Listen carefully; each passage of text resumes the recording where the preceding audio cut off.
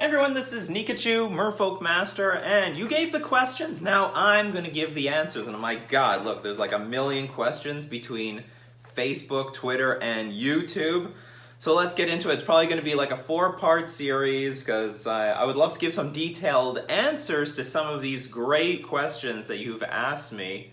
And before I get any further, there was maybe one last class of people I'd love to thank that helped me get to this 10,000 subscriber milestone, and that is everyone that I have worked with and collaborated with over the past 5 years. And on top of that, that includes other people who are featured on this channel, like Jason Samard, who's now gone on to make his own Death and Taxes channel at the Evil Empire MTG, and Andrew Day 2 Dryden, who has also gone on to make his own channel at Day 2 MTG. So if you like burn and Death and Taxes content, you know where it's gone. So many great questions, let's get into it. Nikachu, what's your favorite card in Merfolk? Master of Waves. Master of Waves because it's the only card that you could be so far behind. Your opponent could have 3 Tarmogoyfs and 3 cards in hand. You have no cards in hand, but you've got 2 Spreading Seas on the battlefield and a random 2-drop that has blue mana symbols. And you play Master of Waves, you get 5 elemental tokens, and now all of a sudden not only have you stabilized the situation, but you're threatening to kill your opponent, and the 3 cards in your opponent's hand, they don't even mean anything. Because maybe it's, Fatal Push and they have no way of activating Revolt, or it's Liliana the Veil, or it's Abrupt Decay, or it's Lightning Bolt, whatever. Master Waves can't be dealt with, and do you know what? Not only am I not going to die, you're going to die. Master of Waves is the only card in the Merfolk deck. Okay, maybe not the only card, but it's one card that can make certain opponents really sick to their stomach. I have no way of dealing with this. I have no way of dealing with this. The other card that makes people sick to their stomach is Spreading Seas, especially in multiples. So next question, if you had to play another deck competitively, what deck would it be and why? So I could cheat and just say, you know what, I want to play humans, but if I were to move away from tribal decks, 2 potential decks I might be interested in would be Grixis Death Shadow, or some sort of Death Shadow variant, because it is a deck that has its own sort of... I'm attracted to complexity in decks. I do like the aspect of playing a really tight game to get your advantage, and I think Grixis Death Shadow, or at least Death Shadow variants of decks, has that aspect to it. It's very powerful, but it's very complicated. You have to manage your life total properly so that you're low enough to cast your Death Shadow, deal damage to your opponent, but not low enough that you're just going to die from your opponent. Alternatively, maybe I'll just play Blue-Eye Control because it just has all the powerful cards and answers, and I just beat down my opponent after that. So next question, have you ever thought of playing any other deck? No. No. This is actually a question that was asked many times, so you're all going to get answered in this one question. I've never thought of playing another deck in Modern. I've never been bored of Merfolk. Merfolk has always been interesting and stimulating intellectually, and also just in terms of fun gameplay. As the metagame evolves, as it changes, I have to rapidly change my deck in order to accommodate it. That's always keeps things fresh and new for me, and Merfolk has... I've never been tempted to play any other archetype in Modern, only Merfolk. So next question, so can I have the hat? Can I have that hat, says Troy. And Rodney Top 8 Thompson said no, so the answer is still no. Next question, should a deck like Neobrand be banned? And in my opinion, yes, some decks like this should be emergency banned. It's a deck that can win on turn 1 and on turn 2 pretty consistently, and I understand that they've printed the answers to help defeat this deck like Force of Negation, but I don't think it's enough. We don't even know what the final form of Neobrand will look like going on in the future, so I think it's just fair to just axe this card. Here's the thing. If they let this deck become tier 1, and it will get banned once it gets to tier 1, then people who bought into the deck are now left with a bunch of garbage. You've got these Neo forms and Eldritch Evolutions and Grizzlebrands and a bunch of other weird cards. They're just a bunch of loose ends that now you have to completely sell off because they're not playable in any other shell. You know, like when Splinter Twin got banned, at least all those blue-red cards could go into something else. Either you make Jeskai Control, or you make Blue Moon, or, you know, like Lightning Bolts and Snapcaster Mages are good in a variety of other matchups, but Neo Brand it's not. So I think it's unethical to keep this deck going. I think they should just axed it from the beginning. What card they axed? Probably just the Allosaurus Rider. But so like that's my stance on these decks, because it's just going to take. It's just a matter of time. It's not a matter of if, it's a matter of when that this deck becomes tier 1, and now all of a sudden people have to deal with a modern deck that wins on turn 1 and turn 2 very consistently. And then they're going to ban it then, but then at that point it's too late. So, next question. When you're going to get your brother to start streaming Merfolk on the channel? I don't know, I could ask him. He's got the deck. He's got the deck. I gave it to him for Christmas. He's got a Dimir Merfolk deck. I'll ask him. Maybe he can record some gameplay on his end. He sends me the footage and I'll post it on the channel. It's all up to him though, whether he wants to show his secrets. What was your first favorite deck, or have you been fished from the start, and where did the name Nikachu come from? So, I mean, I guess I didn't really have a favorite deck in Modern. I started off with Boggles, but I mean, I had some good laughs just annihilating people. I mean, I really like the aspect of making my opponent hopeless. And when you have this Boggle that they can't deal with and it gets enormous, you know, I can see the pressure in my opponent's faces. But ultimately, I was the one who really got thrashed with that deck. I had like a just disgustingly losing record. Not to mention, I played it badly. It's not that it was the deck's fault. I probably could have done a better service to that deck today than I did when I first started playing Modern. But anyway, I got annihilated, and that's when I transitioned to Merfolk. We'll talk more about that in another question. And where did the name Nikachu come from? So Nikachu was this sort of parody Pikachu that I made for I drew my own Pokemon card back when I was a kid, and it was a parody Pikachu, hence Nikachu.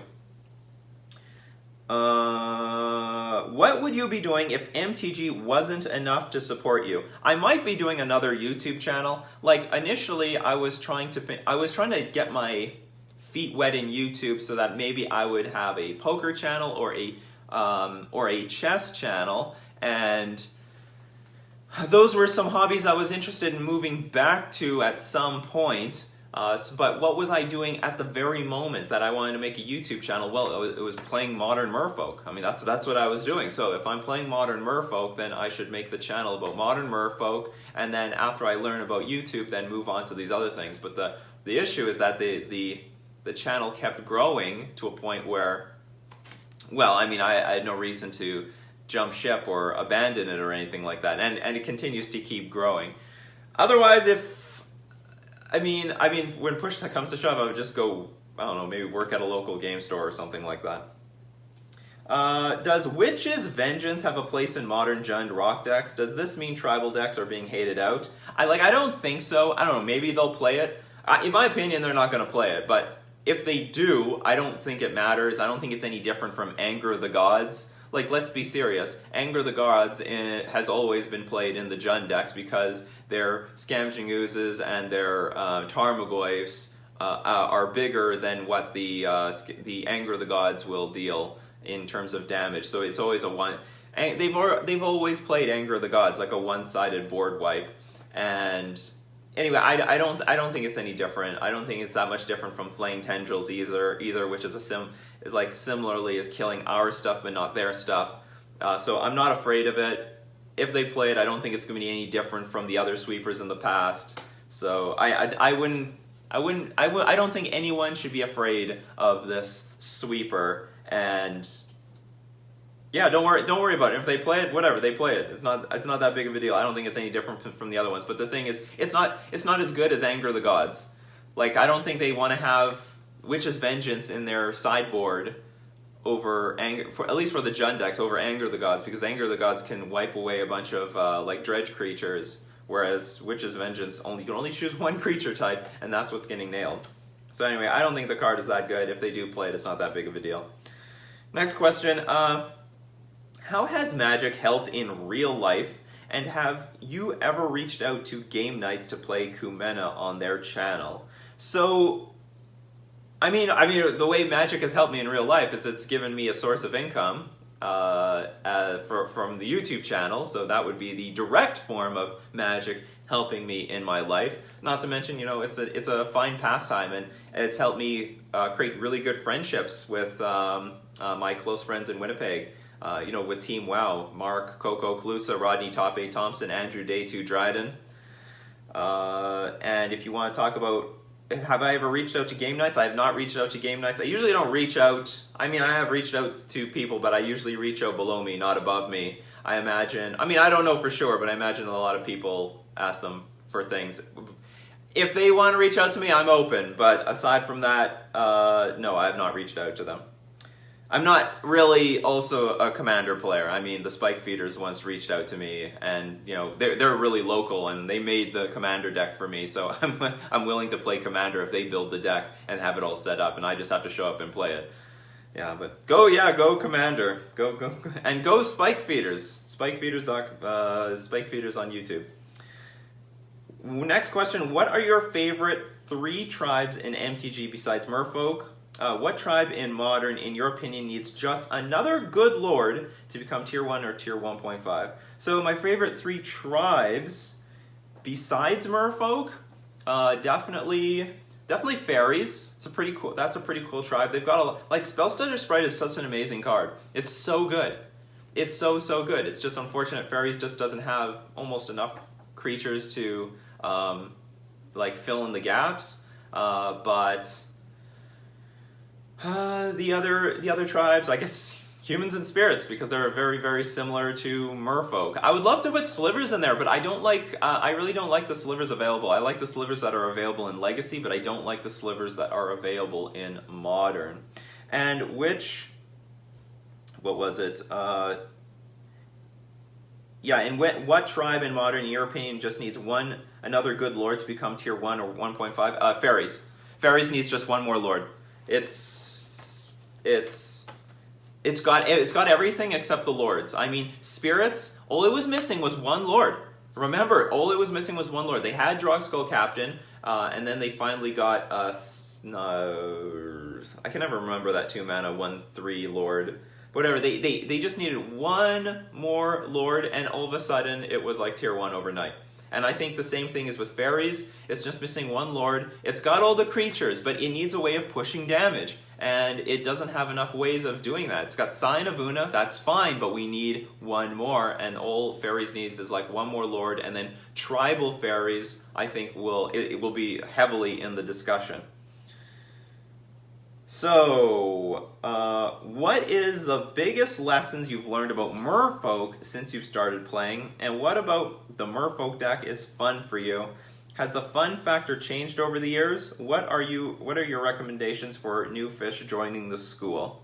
Okay, so probably the biggest lesson that I learned personally when I picked up the Merfolk deck is siding out non-land cards to beat attrition-based decks. I was actually not aware of this strategy at all prior to picking up the Merfolk deck, but for decks that are heavy on removal, one way of beating them is to side out your mana sources like Ether Vial, even maybe shave some lands, in order to have a higher threat density than them. And then when you therefore, as they trade card for card, and you start going down on resources, you have more threats than they had answers for, and you can beat them like that. So that was probably the biggest lesson that I learned as I picked up the Merfolk deck. What about the Merfolk deck is fun for you? The games are always different. I don't think the Merfolk play pattern is the same for every single matchup, especially in the past. They were very unique. There was a big difference between playing Silvergill Adept or Master of the Pearl Trident on turn 2. The sideboarding strategy changes wildly from matchup to matchup. They're very dynamic games, and I think that's what keeps Merfolk fresh for me and interesting and new as each set comes out, as the metagame evolves. Not to mention, the list is almost never stock. If you look at my Merfolk lists as of today, or even just the general Merfolk lists as of today, they're so wildly different from 2, 3, or even 4 years ago. So the deck is always changing and evolving to meet the demands of the modern metagame. And that's what makes it fun. Some new experience, things that change, things that are new, keep things fun. And it's decks that don't change are what makes them stale, makes people bored of them, and I never felt like Merfolk ever got stale and got boring in Merfolk. Has the fun factor changed over the years? I would say the deck is a little, as built right now, is a little less interesting than I've liked in the past, because it's now become a little bit more Lord-centric, and I don't find that sort of strategy very appealing. Just play one drop Lord, Lord, Lord, Lord, but it's the most successful strategy, and there's still a lot of dynamic gameplay, but it's a little less interesting than trying to slow my opponent down to a point where I can get a Master of Waves in play, try to buy myself time so that the Master of Waves can stabilize and win the game. That's like a whole different story of strategy and skill involved. And what are your recommendations for new fish joining the school? Get involved. So we've got a Merfolk Facebook group called Merfolk Splash to Victory. We've got a subreddit, Merfolk. It's like our fish or something like that, or Fish MTG. We've got a Discord that you can find on the subreddit. You'll find a link to the Discord. Watch the YouTube channels. Look up Modern Merfolk. There's many people involved in this community, and ask questions. You'll get answers. We have a very strong community. We are the first to make a real community out of an archetype. We made goblins and elves and Jund and all those other archetypes jealous that we had such a strong community of information available, and they didn't. I totally forgot that, Merfolk was the first to really build a strong community, and basically we were we set the example for all the other archetypes that have built their own communities up to this point. But anyway, so just get involved, dive in, watch videos, and play. You have to play. Get to your local game store once a week. Experience is mandatory with Merfolk. You're not going to win without experience. This is it is an intricate deck. It's delicate. You have to be precise, and all of that is going to come with experience. So if you could design any card to be printed directly into Modern, what would it be? It would be a Champion of the Parish Merfolk. One blue Merfolk, soldier, wizard, I don't care. And whenever another Merfolk enters the battlefield, put a +1/+1 counter on that creature. Merfolk has all the tools except it has crappy 1-drops. That's all that's wrong with this deck. If you look at Spirits has Mausoleum Wanderer, and they're missing another creature, but Bant Spirits had at least Noble Hierarch, so they could leverage Aether Vial, Noble Hierarch, and Mausoleum Wanderer. Humans has Aether Vial, Champion of the Parish, and Noble Hierarch. We can't use Noble Hierarch though, as well as the rest of those decks can. Our curve is pretty low. We can't leverage Noble Hierarch nearly as well, and it's not a Merfolk. It doesn't help us enough. We're just missing good 1-drops. Our 1-drops suck. Our best 1-drop is Aether Vial. That's about it, and that's what's available to the other tribes. So we are missing just a good 1-drop. Curse Catcher sucks. These all suck. They're all situational. Mistcaller is good sometimes when the metagame is appropriate. Curse Catcher is good sometimes when the metagame is appropriate. But our best thing right now is just a one mana 2/2 creature in the form of Kamena Speaker, and that's sad. We could do better than that. I mean, it's a far cry below than what Humans has with Champion of the Parish. Can Colossal Dreadmaw work in Modern Merfolk? What do you think? Anything can work in Modern Merfolk. That's what I think. Do you believe Force of Negation is necessary in Modern Merfolk, or are other counterspells sufficient? A detailed argument I would love to hear. Well, Force of Negation, so what it comes down to is you want to play Modern. If you want to play Modern, you don't need Force of Negation. You can play Deprive. Deprive was the go-to counterspell before Force of Negation. You might even get away with Spell Pierce as well, depending on your metagame.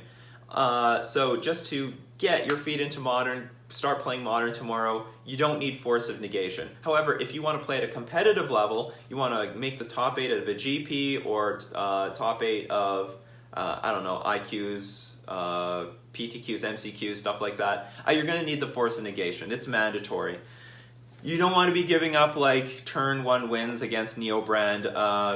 Another thing is that Force of Negation, what helps Modern Merfolk so much is that it lets us play a streamlined, proactive plan of going Lord, Lord, Lord, not fearing tapping out. In the past, we were scared to tap out at a certain point because we have to respect the sweepers. We have to respect Oblivion Stone. We have to respect Ugin. We've got to respect Anger of the Gods. We have to respect Wrath of God. We have to respect Terminus. But now we can tap out and threaten to win the game really quickly against our opponents because we can play Force of Negation without any cost. We can play it for free just by exiling a card from our hand. So we don't need to leave up mana anymore, and that makes a big difference in our win rate. Force Negation is like one of the main reasons why Merfolk is showing up in a lot of published lists or going deep in GPs.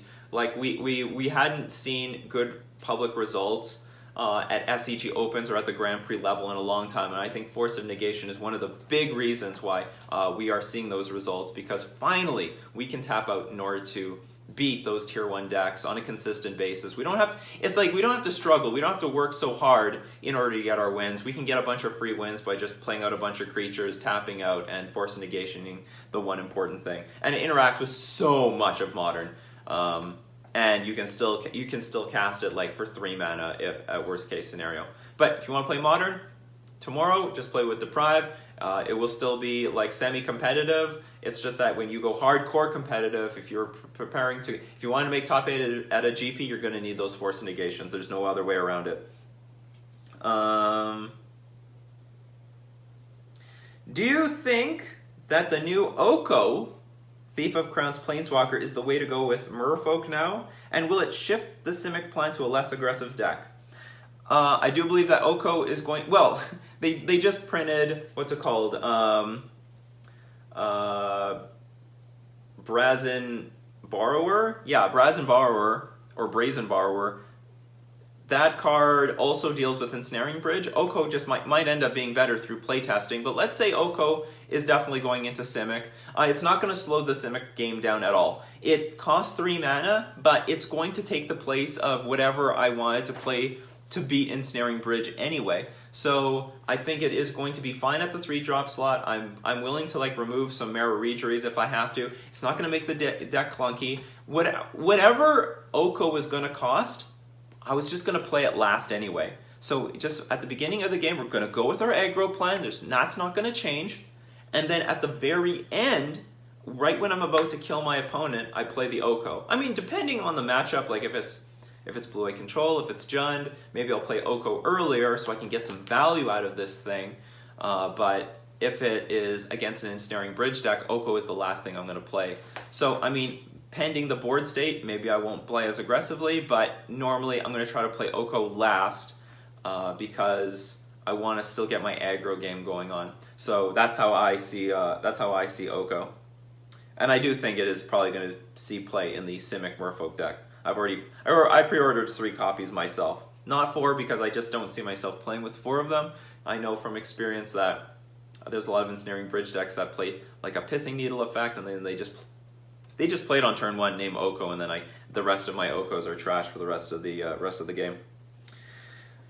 Alright, I'm assuming you're part of the mastermind since you're sponsored by it as well. How long have you been with it? And if so, how do you feel it's helped you actually get better? What kind of information has it helped you with when I'm assuming you know your deck more so than anyone else in a coaching program like that? Great question. So, I joined the mastermind when I was invited to go to the Pro Tour. So, yes, it's true that I don't think the Mastermind has anything to offer me learning fringe decks.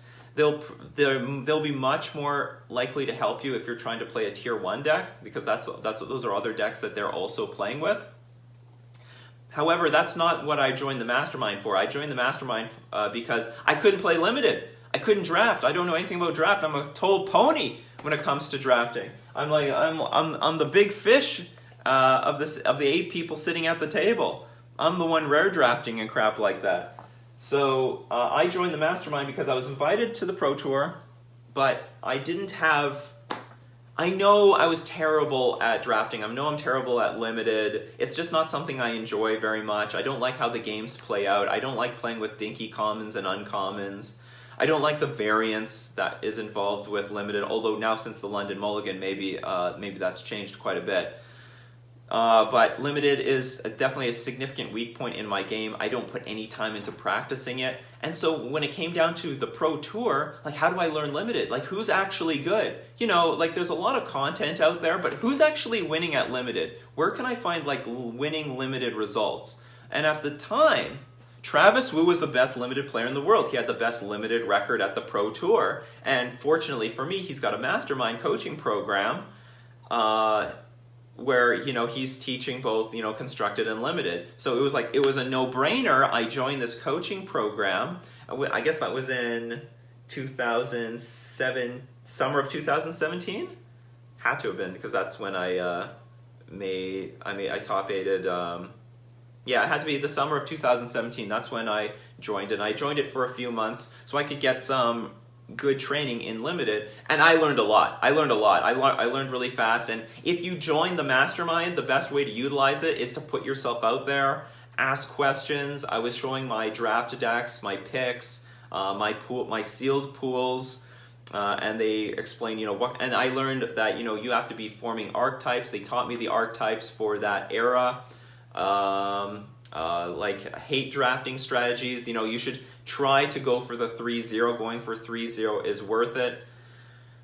And different ways of approaching that 3, like different ways of making those 3-0, trying to achieve a 3-0 in your pod. So I learned a lot from the mastermind. It completely changed the way I looked at limited strategically, and I've been able to carry that knowledge into, like, you know, when I was just playing Cube, for example, with my friends. There was all sorts of other things I learned, like the proper ratio between spells and creatures and how low you can go on creatures. I was surprised how low you can make a playable draft deck on so few creatures. There were some certain draft decks like, hey, I went 3-0 with like 5 creatures in it. I'm like, what? What's going on here? You're like, no beatdown. And here's me playing like almost all creatures and maybe 3 spells. So I learned also that, you know, you have to have a proper...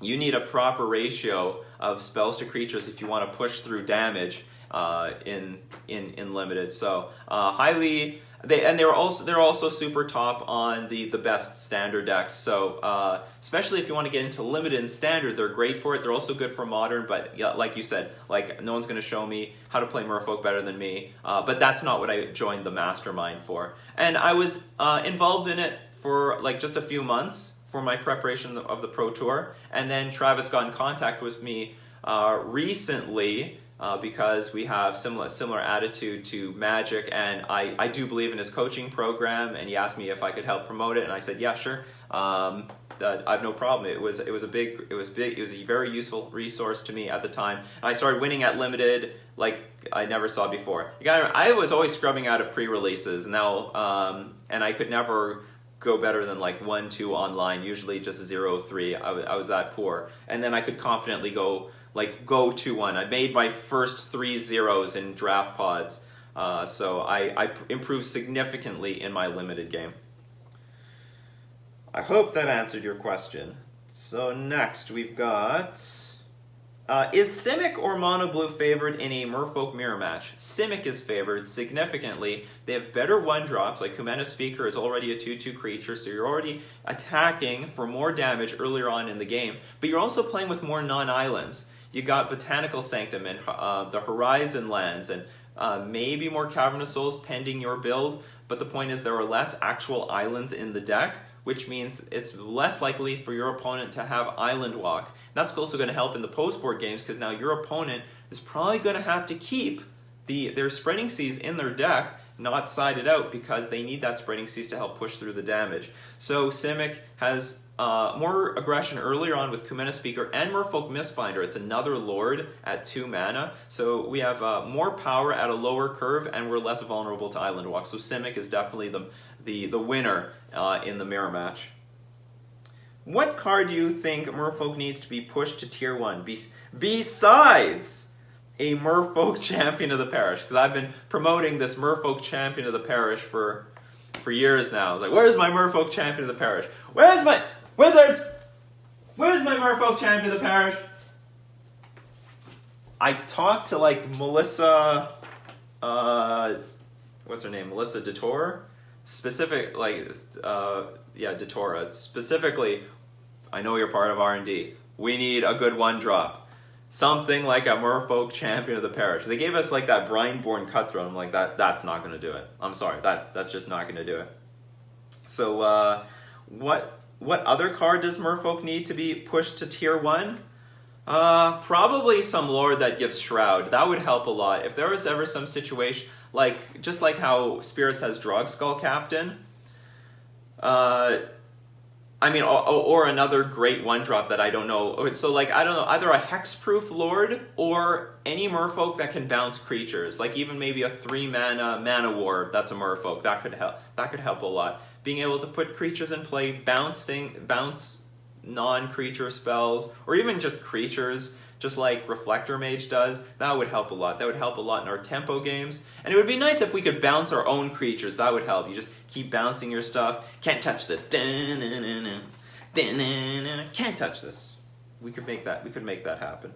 So something like that. Well, something a little bit more to that. All right, so it's 30 minutes. We're going to cut it out here. This has been Nikachu for part 1 of the Q&A for my 10,000 subscriber milestone.